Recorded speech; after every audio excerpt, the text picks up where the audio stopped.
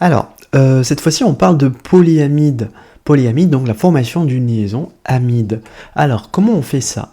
Donc, je vais essayer toujours, en fait, ici je dessine mon site électrophile, et là je dessine mon site nucléophile.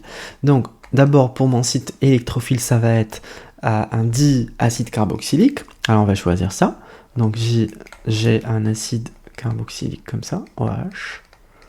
Donc, et une chaîne alkyle. Alors, 1, 2, 3, 4. On va le faire comme ça. Voilà. Donc, butanoic acid. Acide butanoïque. Ok, OH. Voilà, super. Maintenant, le site nucléophile, ça va être... bon, alors, on réfléchit. On a besoin d'une amine, en fait. Une amine pour former l'amide. Ok, donc ici, j'ai besoin d'une diamine. Alors, ici, j'ai NH2. Comme ça. On va mettre ici 6 fois 1, 2, 3, 4, 5. Alors 1, 2, 3, 4, 5 et 6. Ok. Et là, pareil, NH2. Ok. J'ai besoin de diamine et de dioic acid, acide carboxylique. Alors, qu'est-ce qu'on va voir? Donc, la première chose, toujours, hein, si vous n'avez pas encore regardé les autres vidéos précédentes, là où j'expliquais en détail, mais en fait, regardez ça avant de... Voilà. Bon, en tout cas, je vais essayer de répéter. En fait, ce qui va se passer, c'est que d'abord, on va se demander, on va former quelle fonction? On va former une fonction amide. Si par exemple, moi, je vous ai pas écrit, je vous avais rien écrit ici. En fait, on saurait pas à quelle fonction. Il faut réfléchir. Comment il faut réfléchir? En fait, il faut dessiner les mécanismes si on n'est pas habitué. Si on n'est pas, par exemple, si on travaille pas dans le domaine de l'orga, ou que c'est pas notre spécialité, en fait, on n'est pas habitué. Donc, pour moi, qu'est-ce que je vais faire? Je vais prendre une amine quelconque, donc NH2R, comme ça, qui va réagir avec un acide carboxylique. Ici, j'ai R et j'ai un OH ici. Qu'est-ce qui va se passer? L'amine va jouer le rôle de nucléophile, donc elle va aller attaquer ici. Et puis, voilà. Alors, je ne vais pas entrer dans le détail du mécanisme, quel catalyseur il faut mettre, condition acide ou base. En fait, on va former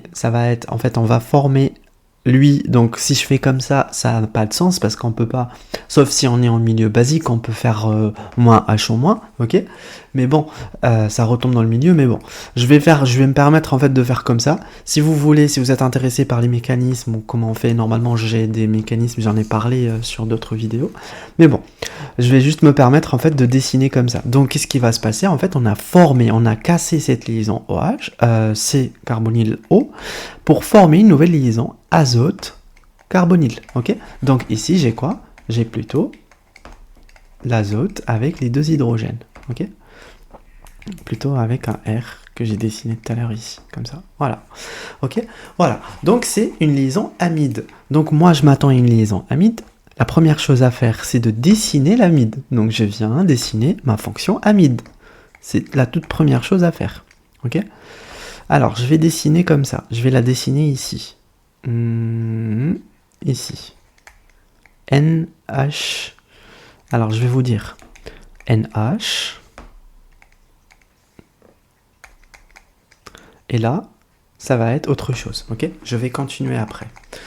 Je vais juste vous montrer. Tout à l'heure, je vous ai montré le mécanisme. En fait, quand l'azote qui est lié à un H et un R, il attaque ici le carbonyl. Il se passe quoi? En fait, on attaque.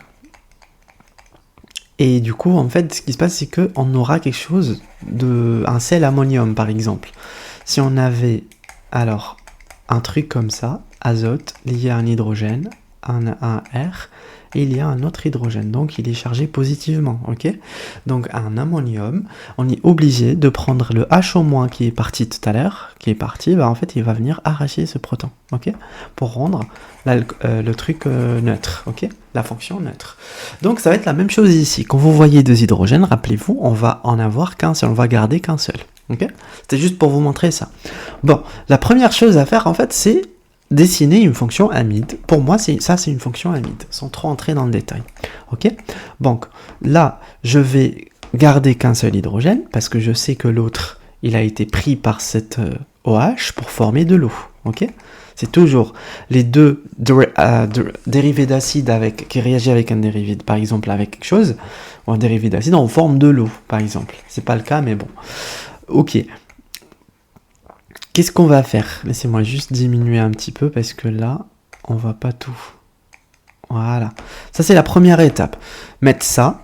La deuxième étape, mettre le nucléophile. Et la troisième étape, mettre la fonction à laquelle on s'attend. Ce qui est difficile, en fait, c'est de savoir qu'est-ce qu'on met dans les crochets. C'est-à-dire, qu'est-ce qui est mon polymère, mon monomère, pardon. Donc, c'est quoi? Il est constitué de quoi?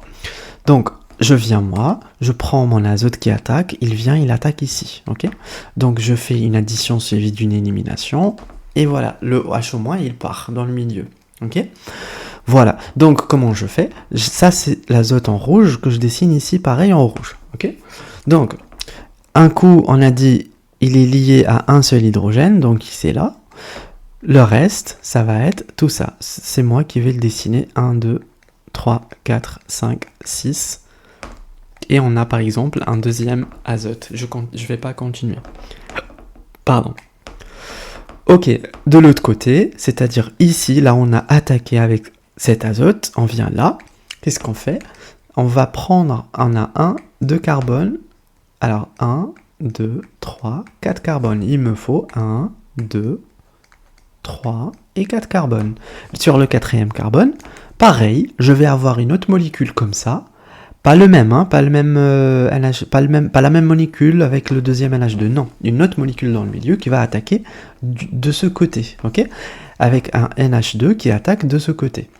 Donc, on va avoir, pareil, ici un carbonyle lié à un azote. Donc, une deuxième fonction amide. C'est toujours comme ça. Okay. Donc, vous n'avez qu'à répéter en fait cette fonction ici. Vous la répétez ici, pareil. Okay. Donc là, l'azote, il est... l'azote qui doit attaquer, il doit être en fait pareil, lié à un truc comme ça. Ok. Bon, on va pas continuer. Alors, maintenant, comment je mets mon polymère, mon monomère, pardon. Donc, entre crochets. J'ai besoin de me demander, j'ai 2 azotes comme ça.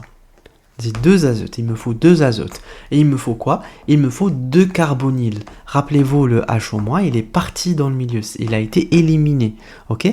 Les 2 H-, on va pas les compter, on va compter que les 2 carbonyles, ici, avec bien sûr les 1, 2, 3, 4 carbone, et on va compter les 2 azotes. Ok? Donc, moi, je commence par compter mon premier azote.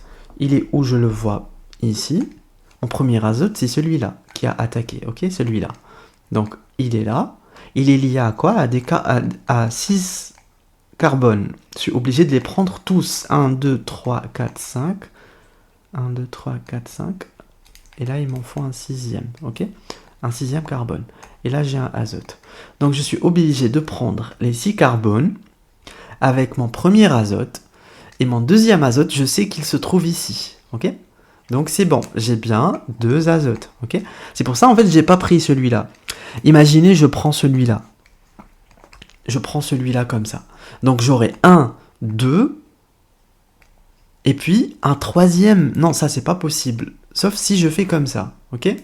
Donc moi généralement, je continue pas. Quand je vois un deuxième site, je m'arrête toujours là. Ok? Donc généralement, je fais comme ça. Ça c'est. Je ne compte pas l'azote, le deuxième azote. Je garde le premier qui a attaqué et le deuxième qui a attaqué de l'autre côté. Ok? Donc celui-là. Et là, je ferme ma parenthèse. J'ai à la fois mes 2 azotes qui sont ici, celui-là et celui-là. J'ai mes 6 carbones. Il faut vraiment respecter la stoichiométrie, ok? J'ai mes 6 carbones qui sont là, ok? Ils sont là.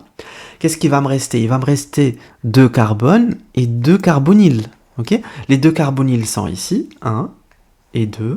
Et mes 2 carbones sont ici. Donc j'ai bien respecté ma molécule. Ok?